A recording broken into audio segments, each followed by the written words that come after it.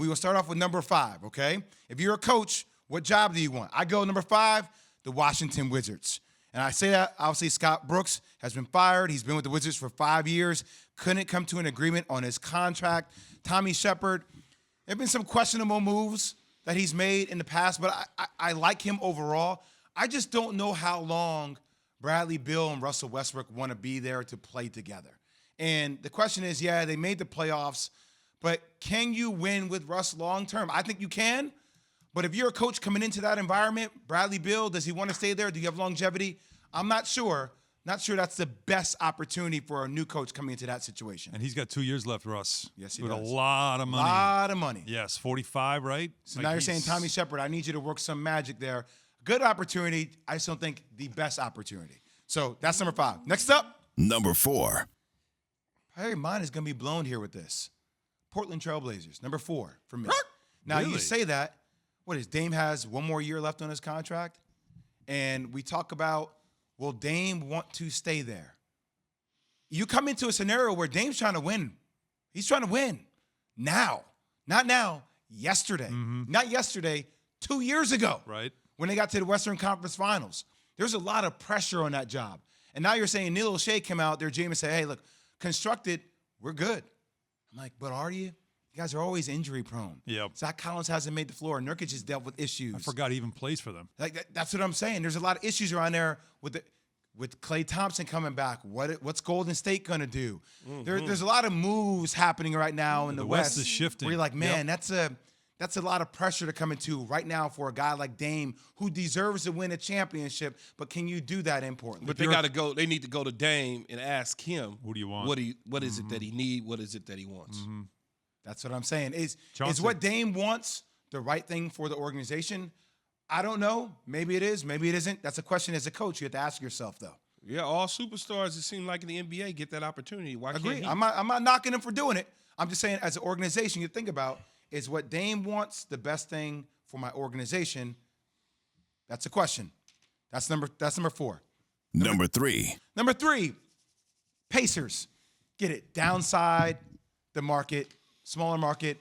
Look, all my family is from Indiana. My wife, her brother-in-law, my father-in-law, they're all from there. Avid fan base. And the way the roster is kind of constructed, I kind of like it.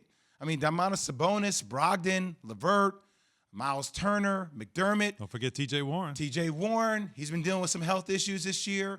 It's just been health for them, right? But the East, I feel like they're going to be there in the East. Can you get a superstar to come to Indy with that core? Can you buried the lead. They had a coach. They did.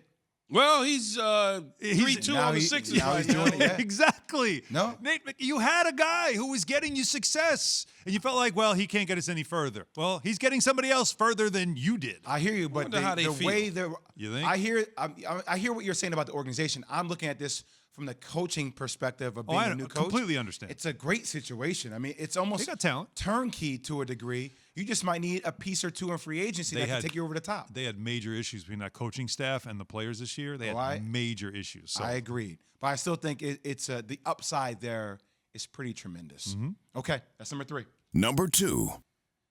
The Pelicans.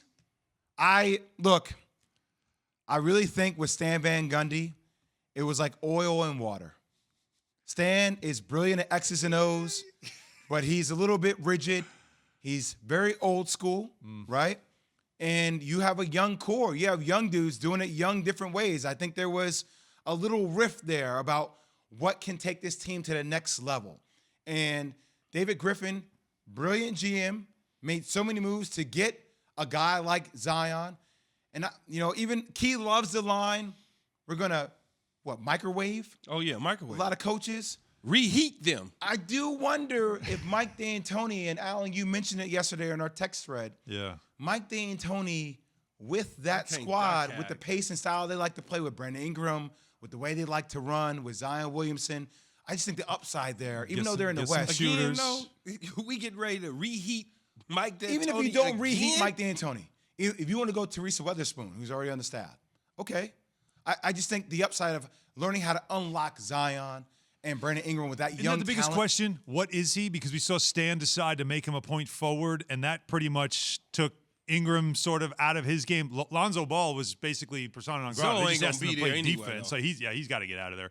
But why I think D'Antoni, who I don't think would take the job this late in his career, a young team, don't know if that's a great fit for him.